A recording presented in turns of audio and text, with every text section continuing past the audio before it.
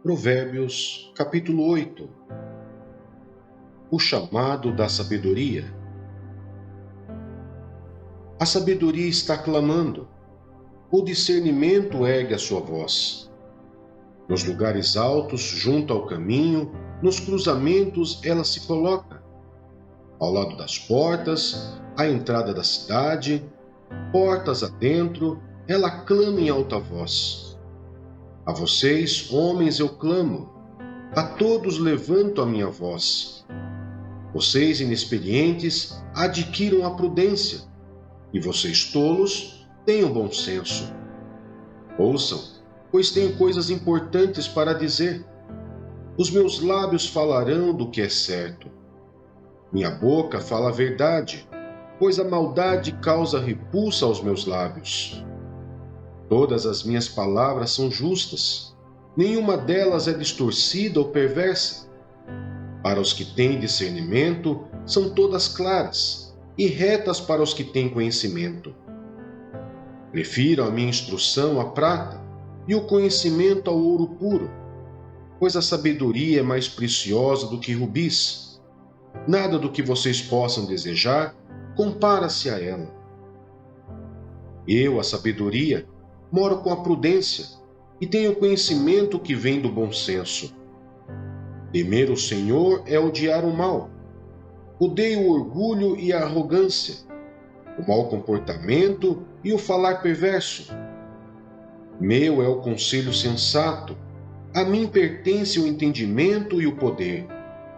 Por meu intermédio os reis governam e as autoridades exercem a justiça. Também por meu intermédio governam os nobres, todos os juízes da terra. Amo os que me amam, e quem me procura me encontra.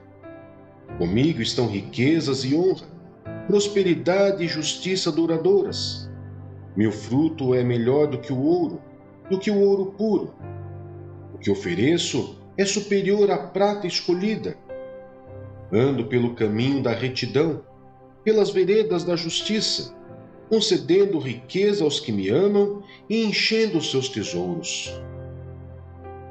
O Senhor me criou, como o princípio de seu caminho, antes das suas obras mais antigas. Fui formada desde a eternidade, desde o princípio, antes de existir a terra. Nasci quando ainda não havia abismos, quando não existiam fontes de águas. Antes de serem estabelecidos montes e de existirem colinas eu nasci. Ele ainda não havia feito a terra, nem os campos, nem o pó com qual formou o mundo. Quando ele estabeleceu os céus, lá estava eu. Quando traçou o horizonte sobre a superfície do abismo, quando colocou as nuvens em cima e estabeleceu as fontes do abismo, quando determinou as fronteiras do mar para que as águas não violassem a sua ordem, quando marcou os limites dos alicerces da terra, eu estava ao seu lado e era o seu arquiteto. Dia a dia eu era o seu prazer e me alegrava continuamente com a sua presença. Eu me alegrava com o mundo que ele criou e a humanidade me dava alegria. Ouçam-me agora, meus filhos.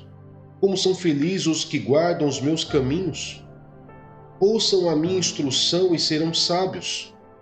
Não a desprezem.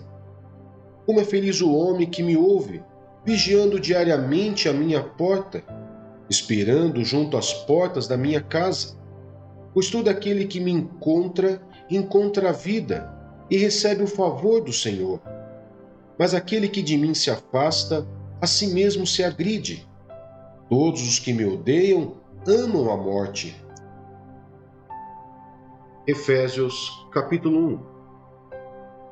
Paulo, apóstolo de Cristo Jesus, pela vontade de Deus, aos santos e fiéis em Cristo Jesus que estão em Éfeso.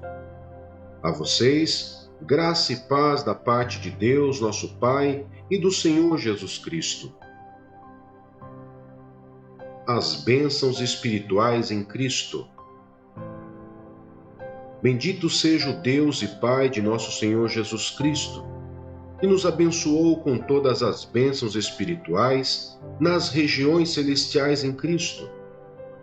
Porque Deus nos escolheu nele antes da criação do mundo, para sermos santos e irrepreensíveis em sua presença. Em amor nos predestinou para sermos adotados como filhos, por meio de Jesus Cristo, conforme o bom propósito da sua vontade, para o louvor da sua gloriosa graça, a qual nos deu gratuitamente no amado. Nele temos a redenção por meio de seu sangue, o perdão dos pecados, de acordo com as riquezas da graça de Deus, a qual ele derramou sobre nós com toda a sabedoria e entendimento, e nos revelou o mistério da sua vontade, de acordo com o seu bom propósito que ele estabeleceu em Cristo, isto é, de fazer convergir em Cristo todas as coisas celestiais ou terrenas, na dispensação da plenitude dos tempos. Nele fomos também escolhidos, tendo sido predestinados conforme o plano daquele que faz todas as coisas segundo o propósito da sua vontade, a fim de que nós, os que primeiro esperamos em Cristo, sejamos para o louvor da sua glória. Quando vocês ouviram e creram na palavra da verdade, o evangelho que os salvou, vocês foram selados em Cristo com o Espírito Santo da promessa, que é a garantia da nossa herança até a redenção daqueles que pertencem a Deus, para o louvor da sua glória. Ação de graças e oração. Por essa razão, desde que ouvi falar da fé que vocês têm no Senhor Jesus e do amor que demonstram para com todos os santos, não deixo de dar graças por vocês, mencionando-os em minhas orações. Peço que o Deus de nosso Senhor Jesus Cristo, o glorioso Pai, lhes dê espírito de sabedoria e de revelação, no pleno conhecimento dele. Oro também para que os olhos do coração de vocês sejam iluminados, a fim de que vocês conheçam a esperança para a qual ele os chamou, as riquezas da gloriosa herança dele nos santos e a incomparável grandeza do seu poder para conosco, os que cremos, conforme a atuação da sua poderosa força. Esse poder ele exerceu em Cristo, ressuscitando-o dos mortos e fazendo-o assentar-se à sua direita, nas regiões celestiais, muito acima de todo governo e autoridade, poder e domínio, e de todo nome que se possa mencionar, não apenas nesta era, mas também na que há de vir. Deus colocou todas as coisas debaixo de seus pés e o designou cabeça de todas as coisas para a igreja, que é o seu corpo, a plenitude daquele que enche todas as coisas, em toda e qualquer circunstância. João, capítulo 11. A morte de Lázaro. Havia um homem chamado Lázaro. Ele era de Betânia, do povoado de Maria e de sua irmã Marta. E aconteceu que Lázaro ficou doente. Maria, sua irmã, era a mesma que derramara perfume sobre o Senhor e lhe enxugara os pés com os cabelos. Então as irmãs de Lázaro mandaram dizer a Jesus: Senhor, aquele a quem amas está doente. Ao ouvir isso, Jesus disse: Essa doença não acabará em morte. É para a glória de Deus, para que o Filho de Deus seja glorificado por meio dela. Jesus amava Marta, a irmã dela, e Lázaro. No entanto, quando ouviu falar que Lázaro estava doente, ficou mais 2 dias onde estava. Depois disse aos seus discípulos: Vamos voltar para a Judéia. Estes disseram: Mestre, há pouco os judeus tentaram apedrejar-te, e assim mesmo vais voltar para lá? Jesus respondeu: O dia não tem 12 horas? Quem anda de dia não tropeça, pois vê a luz deste mundo. Quando anda de noite, tropeça, pois nele não há luz. Depois de dizer isso, prosseguiu dizendo-lhes: Nosso amigo Lázaro adormeceu, mas vou até lá para acordá-lo. Seus discípulos responderam: Senhor, se ele dorme, vai melhorar. Jesus tinha falado de sua morte, mas os seus discípulos pensaram que ele estava falando simplesmente do sono. Então lhes disse claramente: Lázaro morreu, e para o bem de vocês estou contente por não ter estado lá, para que vocês creiam. Mas vamos até ele. Então Tomé, chamado Dídimo, disse aos outros discípulos: Vamos também para morrermos com ele. Jesus conforta as irmãs de Lázaro. Ao chegar, Jesus verificou que Lázaro já estava no sepulcro havia 4 dias. Betânia distava cerca de 3 quilômetros de Jerusalém, e muitos judeus tinham ido visitar Marta e Maria para confortá-las pela perda do irmão. Quando Marta ouviu que Jesus estava chegando, foi encontrá-lo, mas Maria ficou em casa. Disse Marta a Jesus: Senhor, se estivesses aqui, meu irmão não teria morrido. Mas sei que mesmo agora, Deus te dará tudo o que pedires. Disse-lhe Jesus: O seu irmão vai ressuscitar. Marta respondeu: Eu sei que ele vai ressuscitar na ressurreição, no último dia. Disse-lhe Jesus: Eu sou a ressurreição e a vida. Aquele que crê em mim, ainda que morra, viverá. E quem vive e crê em mim, não morrerá eternamente. Você crê nisso? Ela lhe respondeu: Sim, Senhor. Eu tenho crido que tu és o Cristo, o Filho de Deus, que devia vir ao mundo. E depois de dizer isso, foi para casa e, chamando à parte Maria, disse-lhe: O mestre está aqui e está chamando você. Ao ouvir isso, Maria levantou-se depressa e foi ao encontro dele.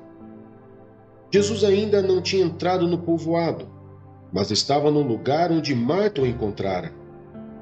Quando notaram que ela se levantou depressa e saiu, os judeus que a estavam confortando em casa seguiram-na, supondo que ela ia ao sepulcro para ali chorar.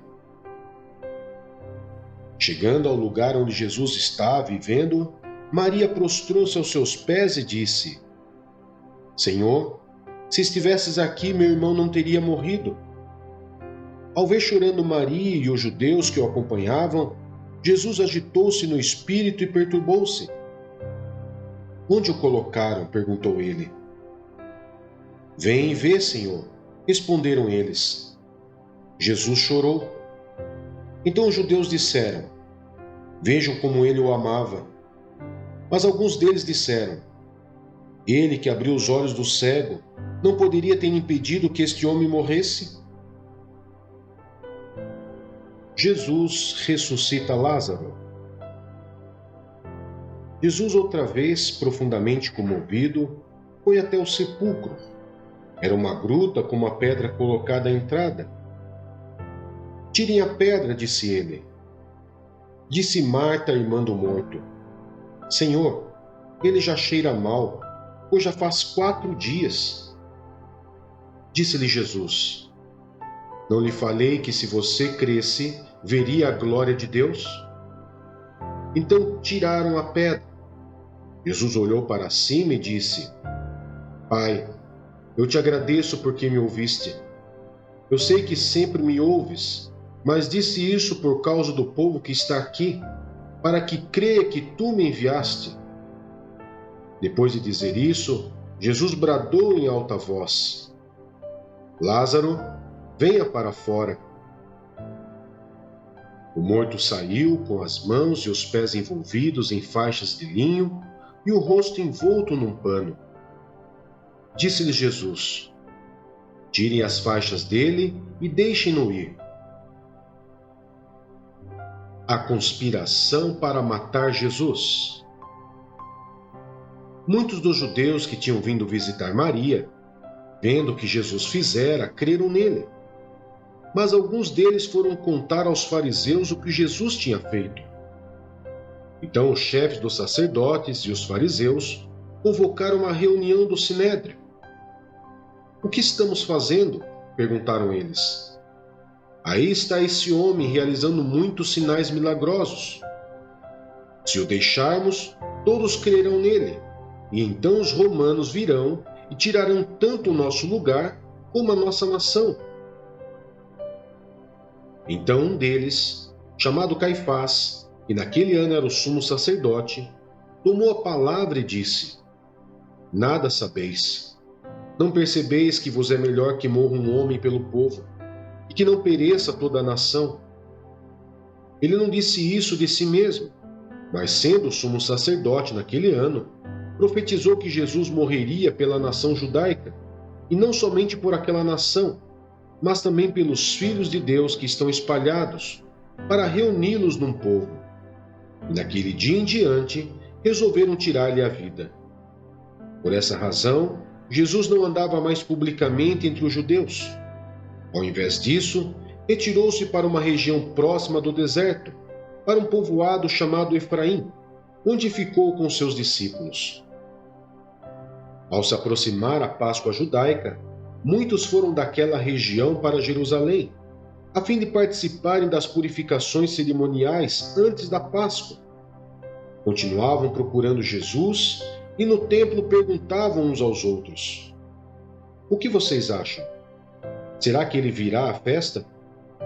Mas os chefes dos sacerdotes e os fariseus tinham ordenado que, se alguém soubesse onde Jesus estava, o denunciasse, para que o pudessem prender.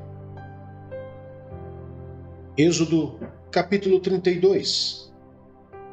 O bezerro de ouro. O povo, ao ver que Moisés demorava a descer do monte, juntou-se ao redor de Arão e lhe disse: Venha, faça para nós deuses que nos conduzam, pois a esse Moisés, o homem que nos tirou do Egito, não sabemos o que lhe aconteceu.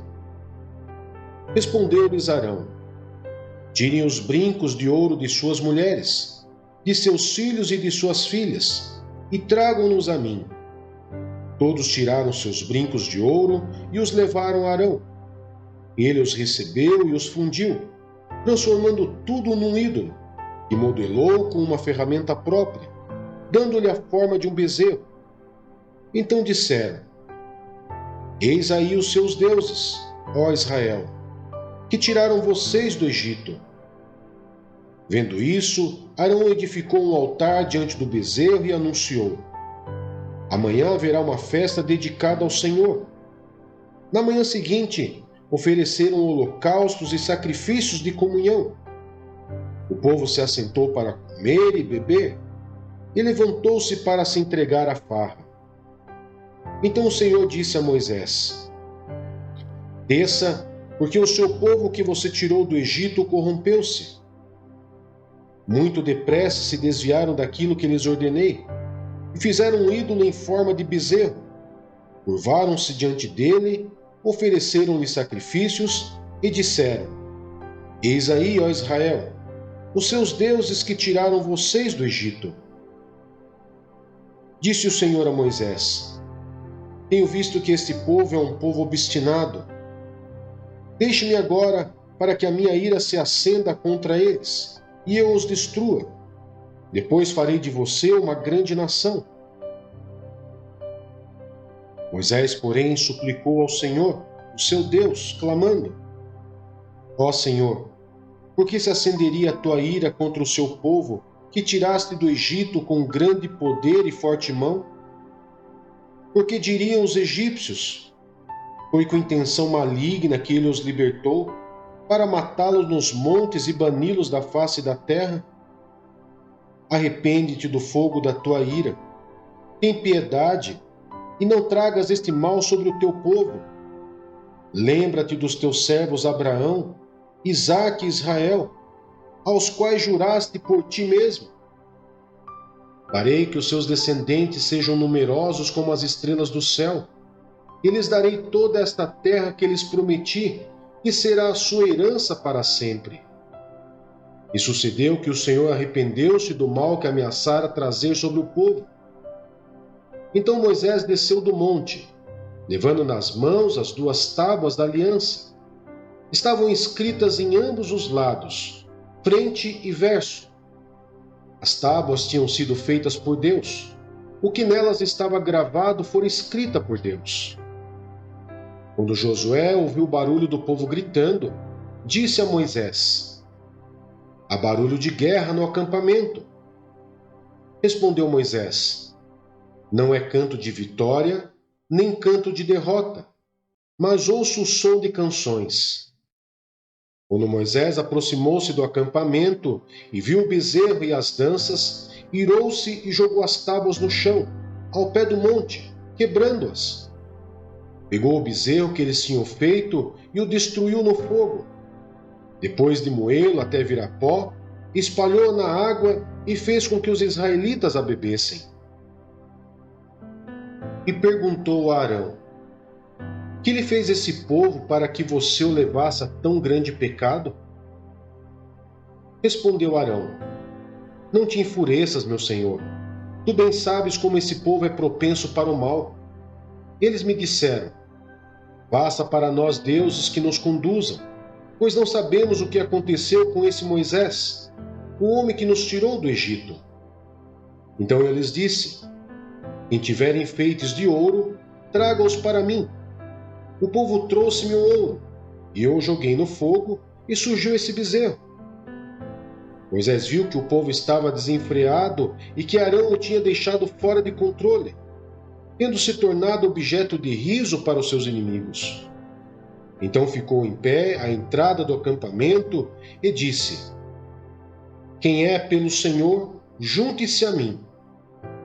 Todos os levitas se juntaram a ele. Declarou-lhes também: assim diz o Senhor, o Deus de Israel: pegue cada um a sua espada, percorra o acampamento de tenda em tenda e mate o seu irmão, o seu amigo e o seu vizinho.